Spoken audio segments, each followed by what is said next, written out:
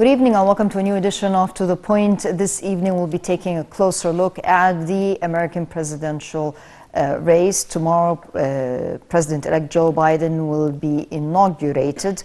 And the question is, how will the transition, how will it move from Trump to Biden? Will it be a smooth transition? Will Trump be impeached? Will he be tried? Lots of questions raise themselves, and maybe more importantly, the American rank and file. Will it be reunited again?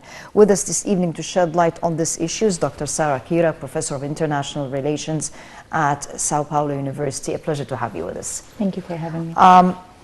Quite an escalation in American elections. For the first time, we see an American president that is impeached twice.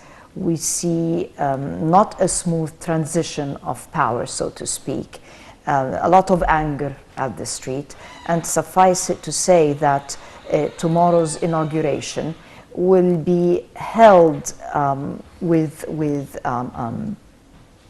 troops, number of troops that will be guarding the whole democratic process. Worth noting that from reports we were told that the number of troops right there in that square around the Capitol, so to speak, are amounting to a number which could be larger than the troops that are stationed both in Iraq and Afghanistan at the time. How do you read the American scene? Quite shocking. We'd not expect things to progress that way. Well, the whole scene is taking place in a troubled atmosphere. The inauguration of tomorrow shows us that that the American politics has been criticizing practices that are normally done or practiced in a troubled atmosphere.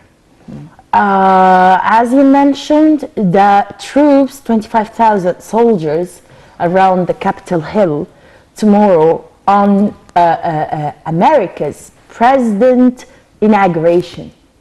We have never seen this before. This is the first time in history.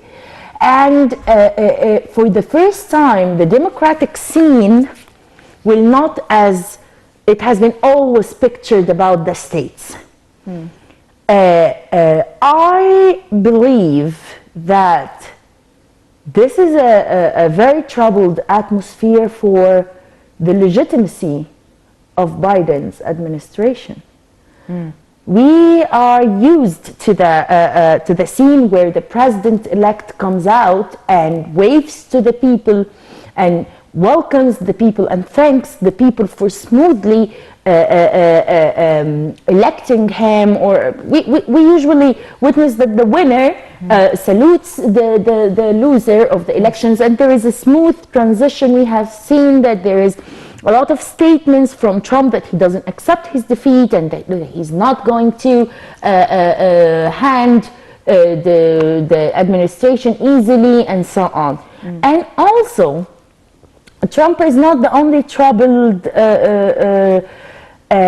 public official in the scene. We have a president-elect of the biggest superpower, or the biggest economy, the biggest state in the world, that will be inaugurated among troops. This is actually a new scene and totally contradicts the democratic standards of the US as it has been promoted. So the practices are different from what's on papers theoretically.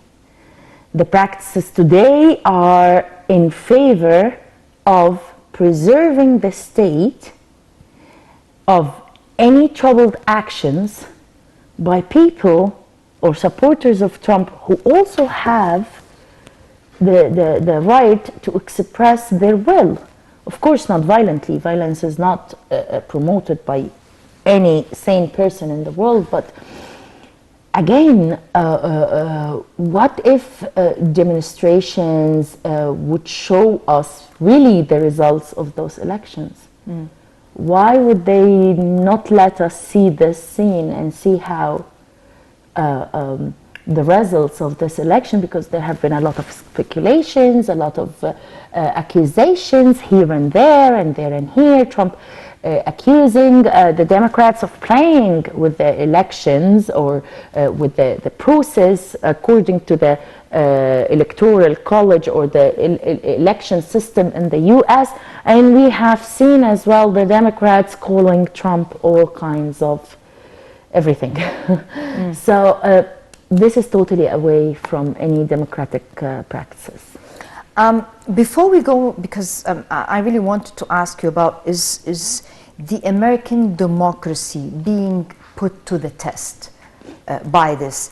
But before we go into that, I just, right now as we talk, I just got a message from an official in the American administration, so to speak, in the current American administration, who is does not want to reveal her name, is basically saying that CNN, and I'm quoting, cares about it more than the entire nation, and that people have moved on. They no longer want to be stuck in this tragic moment, but they want to move along with the nation. What's your comment to that? Will the American people reunite? Will Biden be capable of reuniting the American rank and file and moving on? Or will the media, because here I know we play a prominent role in stuff like that, will the media keep dragging this process back, so to speak? If I were you, I would ask her a question. Is it a forced moving on, or is it a willing by the people, a free will? Because I'm quoting the Americans now, free will of the people. Because some are classifying the Trump supporters who stormed into the Capitol and what have you as fanatics. Yes, especially the Canon group. And they already have around... They say they're not really representing the American people because they have fanatic ideologies. How come? If everyone who elected Trump is a fanatic, so are we dealing with 70 million fanatics in the US? We're talking here about... This is labeling, Dina. I understand, labeling. But here the reference is towards the people that have went in front of the Capitol and demonstrated, and people who have stormed into the Capitol. These are the ones we're talking about, because the 70 million did not go down. Exactly. So we're talking about the few we also that decided to escalate the issue. Let me tell you something. What happened at the Capitol, the Hill, as the Americans call it, in the center of Washington, was... Oh, of course, it was a violent move, of course not at all supported by any person in the world, but still, that is a voice. Wasn't that the American statements about everyone who wanted to have their voice heard? Haven't we got used from the Americans that every voice needs to be heard, even if they are doing wrong? And I'll tell you something. Okay, the people who went down the Capitol Hill, no question, that's insane and that's not accepted. And that's not acceptable by any sane person, as I told you. What about the 270,000 Twitter accounts banned because they are supporting Trump? That's why I'm asking you. If I were you, I would ask the person in the administration to tell me people are moving on because they are forced to be moved on, because the media is cutting down all Trump supporters. Even the social media and all types of media are shutting down the voices that are supporting, let's say, Republicans, not Trump, or that are doubting or having the same doubts about the elections, and they feel that their voices are not heard. Is it a forced moving on, or is it the free will of the people? Of course, people will move on. Let me tell you a surprise. People are always worried about their lives and their kids' lives and their future. So I don't think the riots or the violence will go on. And yes, people will be united because that's how the US, the social texture of the US is built on, it's a melting pot, okay? And the American culture respects different cultures and accepts diversity. So people have been united. Yes, there are problems and everything, and racism and everything, and now violence and right movements as canon. But the Americans have been always united. They will still be united, and yes, people will move on. People move on anywhere in the world, Dina. But this again will be a milestone in the history of the internal politics of the US. Can we say what triggered this whole thing, what blew this thing out of proportion, is because Trump is being accused of inciting violence? He called for the people to go out there and to support him, and things got out of hand.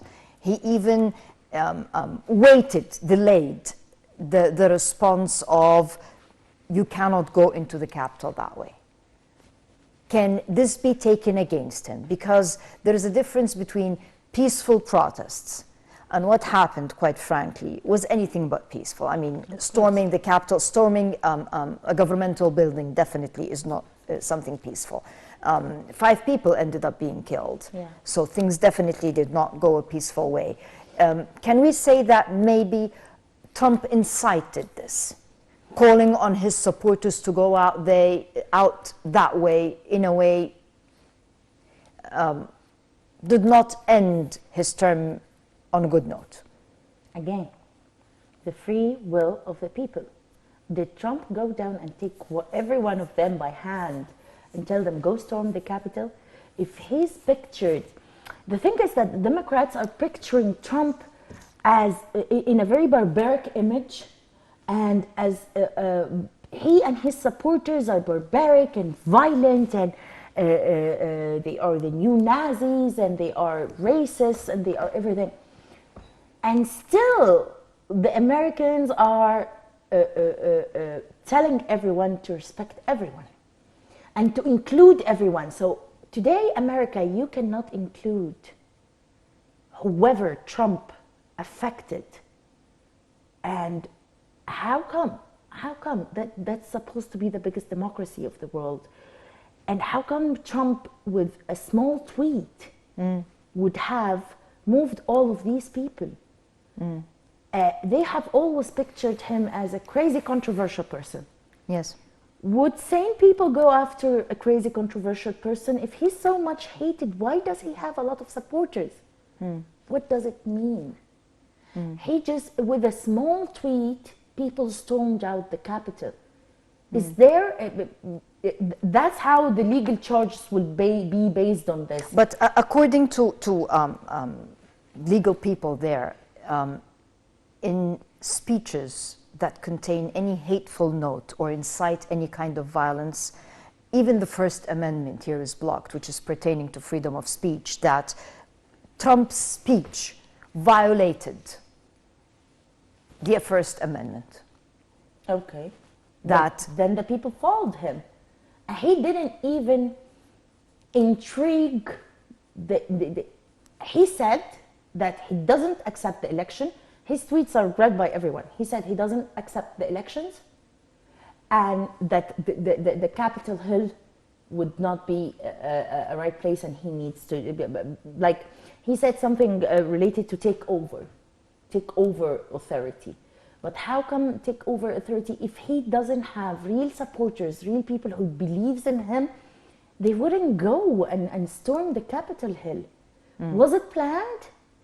It's not our job to say. It's the job of the police forces there to investigate this and see if it was planned or not. And that's what the legal charges, whether it will take place or not against Trump, will be based on like proving that he really incited people or intrigued people into violence. This is not our job here as analysts and as I understand, but at the end of the day, there is, I'm here not standing for or against, but I'm saying that there is the rule of law. And according to their constitution, the American Constitution, you have a right to express yourself. This is according to the First Amendment, but that right disappears once this right goes into national security. National security issue. And mind you, this takes me back, I mean, this scene that we saw in front of the Capitol and how things were being done, this takes me back to the situation that we, even here in Egypt, and we have been so much criticized. lived during this alleged Arab Spring and what have you. But there comes a time when you have to put a stop when it comes to issues that jeopardize national security. Did the situation in America go into the extent whereby some control, some censorship, some block had to be made to the social media? A lot. To protect national security? Because we were attacked for putting a limitation, trying to we were encouraged to include terrorists. Fanatics at the time. Not fanatics, terrorists. If we're calling the Canon movement, which are people, fanatics, we have been encouraged to include terrorists. Terrorists who've been after the normal people of Egypt through terrorists. And we have been suffering for 10 years. We call them terrorists and they call them rebels. So I would like to call the people who stormed the Capitol Hill rebels. The role of the media, the role that the media played, and here again, when I was looking at leading American networks, I cannot help even notice that the same terminology, because they called the people that stormed the Capitol terrorists, they called them rebels, they said that Trump was inciting a coup. I mean, the same terms that were really used here in our part of the world, including Egypt, I've noticed the networks are using them again. And what role is media playing in this? Let me tell you something. The practices of the state are criticized or supported according to the agenda. When you are criticized, and here that's the mere role of the media. Now we are experiencing really that there are no free media, and I take responsibility of what I'm saying. There is no free media anywhere in the world. Okay? Because today the states are blocking all of the Republicans' voices and all of Trump supporters' voices, even though the outcome of the elections are in favor of the Democrats. So why shut them up? Isn't this freedom of speech? Why shut them up? Okay, we have Biden and a new administration, a new Democratic administration. We are witnessing a political battle in between the Democrats and Republicans, like always. But this time, it's fierce because it has reached the violation of the First Amendment of freedom of speech. We have 270,000 banned accounts on Twitter just because they are supporting. And I don't know. Is it because they're supporting? Because the reason I'm asking this is because, you know, when you lift something, you understand how it is. Because some of the terrorist brotherhood supporters, for example, they were utilizing the social media to mobilize hatred. The state. Mobilize. The state who has, let me tell you something, the state has a legal frame in international law. And today the state is practicing what it should practice. The state is preserving itself. The state has an identity in international law. And the state has, it's like self-defense. If you don't defend yourself, if you are being attacked, you should defend yourself. That's a way to simplify it to the viewers. So the state's practices today, the US, are very contradictory of what it promotes. Why? Because the state's identity and the state's security is being threatened. Let me tell you something. What's happening today in the US is normal. The state should protect itself. But please stop promoting concepts you don't abide to. Please don't promote concepts that are not normally taken or followed during crisis. One of the first things that Biden is planning on doing is issuing some kind of a bill whereby he will give opportunity for immigration, for immigrants. Legalizing, you know, in the past 4 years since Trump came to power, really there has been a battle with immigration laws, refugees and what have you, people seeking asylum. Those people have really been blocked in the past 4 years. And Trump's first decision will be Biden's first decision will be a sweeping immigration overhaul to end the 4 years of suppression. And 2 days ago he stated that he will not let people in from some certain Muslim countries. That's totally contradicting to what he promotes. He said, I'm here to unite people. I will unify the Americans. We have a phone call with us. We have with us Mr. Ahmed Muharib, who is a political analyst from New York. Mr. Muharib, can you hear us? Yes, of course. Go Yes. ahead, please. The situation in Washington, how are you expecting things to develop within the coming few hours until President-elect Joe Biden is sworn in? Will there be a smooth transition, so to speak?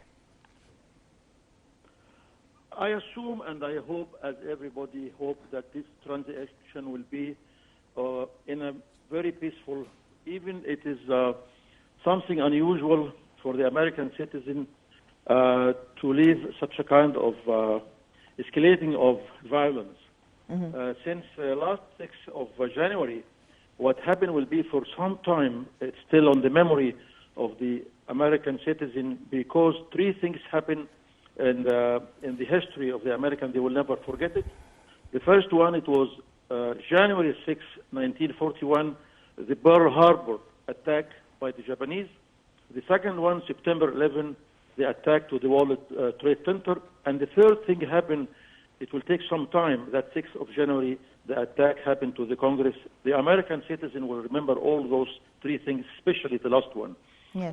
For the first time, as kind of transaction to the power, the American people, they used to attend that 20th of January as a kind of festival. All the families, all the friends gather together and come around the open places and yards of the Congress and the Capitol to see and watch the speech of the new president and salute the flag. For this time, you cannot imagine 25,000 troops from the National Guard, plus today I think there is 2,750 from the real American army. That's something unexpected. But by all means, things, I hope it will come to a peaceful transaction, because they are taking care of it in a very, very high level concern. President Biden, so to speak, will be the first president in decades that will be in office without his national security team. How will this affect the start of his term or his presidency? Well, that's a good question, but actually what happened for that election was also unusual. And what kind of difficult situation during the election period, Mr. President, elected President, and his team faced, I think it will give them the strength to come over, and it's an experience for everybody, including him. I think the team he already selected to be start his period with will be having enough experience. Even himself, he spent like 45 years in diplomat, 8 years of them as vice president to President Obama. All that, I think, the world plus the internal political parties of the USA are willing him as a person came in a very dramatic point, and everybody would like that America, it will come back to the normal understanding of the real democracy around the world. Mr. Ahmed Muharib, thank you very much for your input.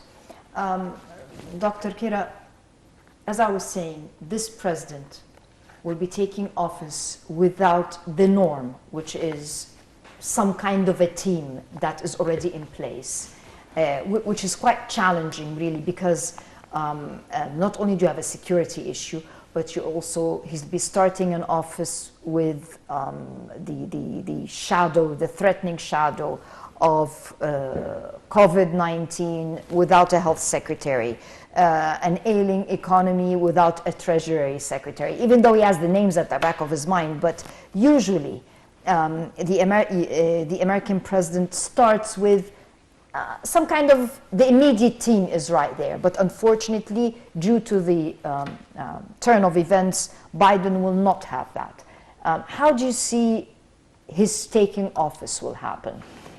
This means only one thing, that they have been doubting winning the elections because the teams are not being named yet. And not everyone has been named yet. I've been following up the naming of the secretaries, and no. So normally, this whole election and this whole inauguration and this whole handing over of power is not a normal atmosphere. It's a divided atmosphere, and it's a very shaky atmosphere, and it shows a deep crack in the American democracy. I would say that this delay in naming secretaries means that Biden, who was a VP to Obama, and the Democrats were not very sure of their winning. And if it wasn't for the COVID-19, we would have seen Trump in a second term. You say this is what jeopardized his re-election? Of course, of course, of course. This is where the problem is. Yeah. He did not handle the COVID-19 portfolio well. He was too frank about it, and he didn't compile to the fears of the people and the panic of the people and and so on. And the Democrats fed over that into storming the elections. Mr. Ahmed has pointed out to the normal scene where the American families go out and celebrate their democracy like usual and go and wave to the president, as I told you. This will not take place. This will not take place in Biden's administration. In my opinion, in my own opinion, this jeopardizes the legitimacy of Biden, even in the eyes of the Americans who have been even neutral about him. Even though this is done basically because really this could be an issue of national security now. Yes. And I guess Biden himself is the problem. He didn't convince a lot. He didn't get to turn a lot of people who've been a little bit inclining to Trump or to the Republicans. I think the problem is in the persona of Biden himself. If there was a stronger candidate, Democratic candidate in front of Trump, Trump would have been swept away really easily. Really easily, especially because of his practices with COVID-19. But I think that Biden, in my own analysis, that Biden as a persona, he didn't convince a lot of Americans. He didn't convince. It's not about the Democrats or the Republicans anymore. It's about a charismatic person. And, well, we always have battles, political battles between the Democrats and the Republicans, but never been this fierce.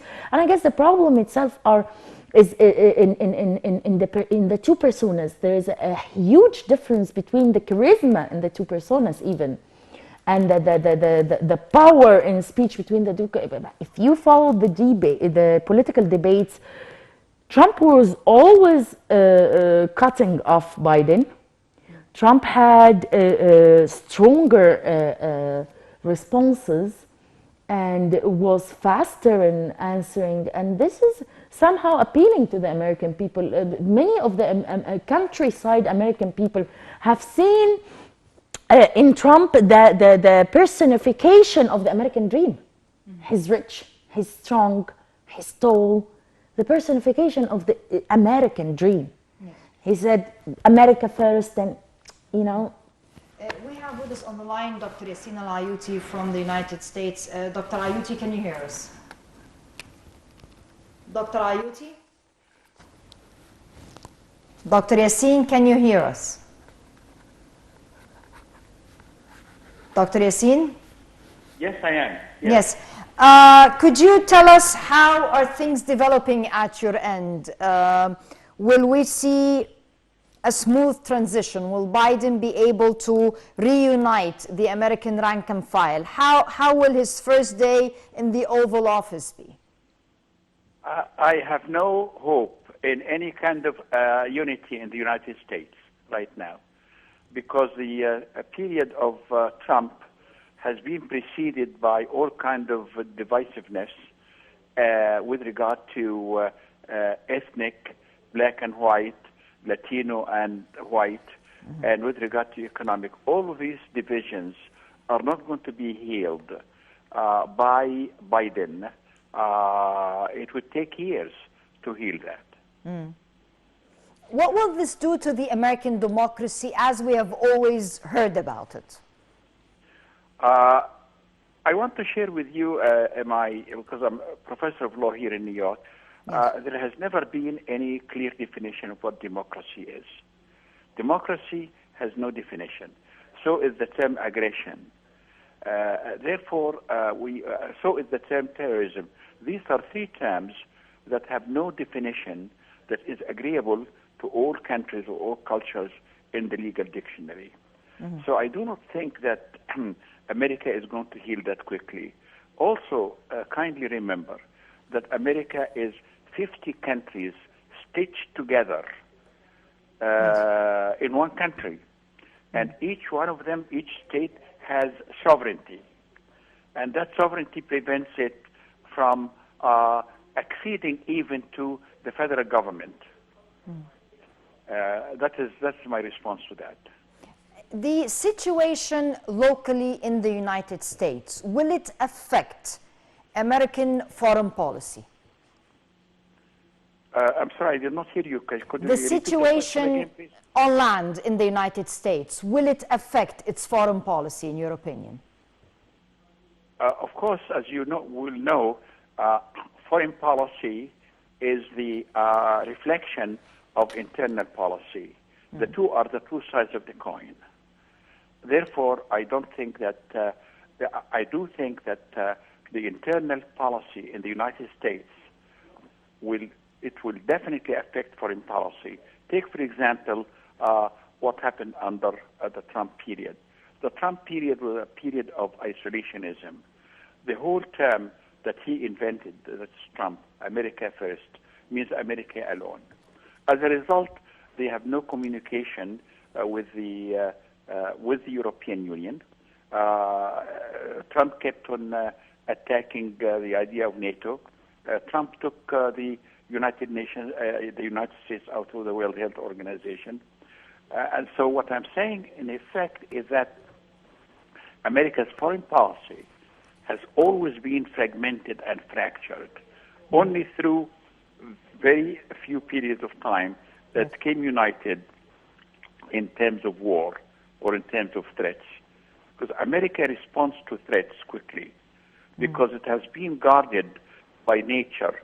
Two big oceans, one in the east and one in the west. So until 9/11 proved that these oceans are not going to protect it. And foreign policy of the United States has generated so much anguish in so many countries, such as the invasion of Iraq of the year 2003 and loading thousands of troops in Afghanistan. So I don't think that this is going to be easily repaired even by Biden and his very moderate policies. Has President Trump's actions killed his chances of running for elections again? Again, there's something wrong with the line. Could you say again, if you don't mind? Has President Trump's actions, have they killed his chances of running for office again? Absolutely. In fact, there is a resolution now pending in the House of Representatives that would keep him completely out of any public office for the rest of his life. Will he be tried? Sorry? Will he be tried? when Will be he tried? stand trial, in your opinion? Of course, he's going to be tried, but in terms of the impeachment, as you know, impeachment is Yes. mean dereliction of duty. He has been impeached twice. Now, the impeachment is only like a charge, like when you go to court and you make a charge, they are 5 hours. But the actual trial is the litmus test. And so far, he has not been presented with this kind of a trial because of the majority of the Republicans in the Senate. Because the Senate actually represents the sovereignty of the states. As you know, each state sends 2 senators. So you have 50 states, you have 100 senators. Now, he has not been presented to that yet. But right now, because of the accumulation of what happened and the incitement of the mobs and June 6th, which was equivalent in terms of American policy to 9/11 and all of that, presented the Senate and his allies with the clear choice. You are either with Trump or with the United States. And obviously, the answer is with the United States. His political fortune are over, completely over. The end of Trump is over. I have my most recent book in English is called Egypt, Islam, and the Dark Era of Trump.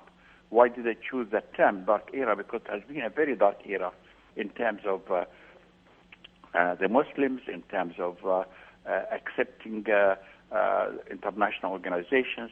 After all, I was a political director at the United Nations for 32 years, one third of a century. So my feelings are colored by my own background.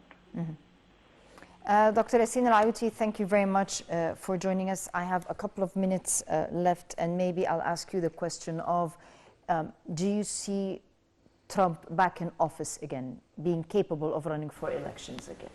In those 2 minutes, I will comment on something very important and give you the answer to your question. First of all,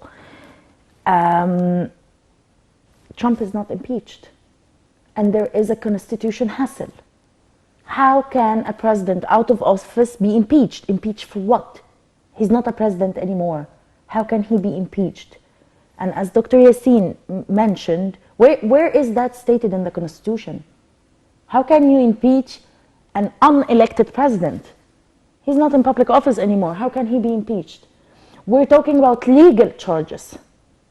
He cannot be impeached in the Senate or in the Senate House, especially that it's, like Dr. Yassin said, the majority are Republicans, and no one. How come a president out of where is it stated in the Constitution? Please, someone tell me, where is it? First of all, second, democracy is a phenomenon, always affected by the security. Democracy is free power, free will of the people. Yes, it has factors. It is defined as a phenomena.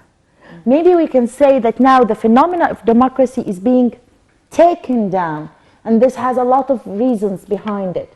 First, how much did COVID take out of our freedoms? So now here again, okay? Freedoms, democracy, affected by COVID. We're not talking Trump and Biden now, okay? That's one thing. Second thing, everyone is saying Trump is impeached. He was not impeached during power. They tried. And second, now that he's out of office, it's constitutionally impossible to impeach a president who's out of office. He can be charged with some legal charges if he's proved to be behind this violence. And here we are talking about court, not about the Senate or about any public offices. Foreign policy, I think Biden would be fierce in foreign policy to prove that he's a strong president. I believe he would be fierce in foreign policy, and he will try to be stronger with countries like North Korea, for instance, because he accused Trump to be very mellow with them. And he will be softer with China than Trump. He will not be able to be taking strong actions against any other countries, but he will play on the key countries to the American people. The average American person thinks of Iran and North Korea as a threat to their own security, and China to their own trade. So I think Biden will act fierce on those topics to appear as a strong president. That taking into account, again, Trump's chances of re-election, in your opinion, are out? If he's not legally charged or sentenced to any prison, yes, he will be. He will run again for president. This is America we're talking about. It's a free land. If there are no legal charges against him, and we will witness that in the upcoming days, if there are no straight legal charges and sentence against Trump, yes, he will run for president again in 4 years. The fact that Trump was supporting getting the people, he incited the people to go out to the street and in a way storm the Capitol. You don't think that puts him legally in violation of the Constitution? Talking about the law, there has to be some laws and some articles in the laws stating that if you do so, you will be charged for so, right? Okay. So now when this takes place and starts, if there is in the American law something states that tweeting about your rejection to anything or inviting people to violence, we will see. I'm not totally aware of the American law, but especially the criminal law.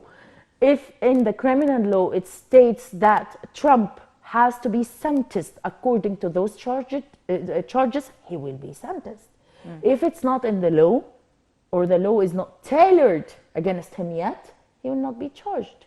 And speaking of Trump and NATO, Trump was not against the idea of NATO. Trump is a businessman. He wanted the European countries to pay the 2% of their GDP to have themselves secured. Not defending Trump. Dr. Sarah Kira, unfortunately our time is up. I'd like to thank you very much for your fruitful input, and only time will tell how things will progress and how far democracy has been tested in the United States. On that note, wish you a very pleasant evening and good night.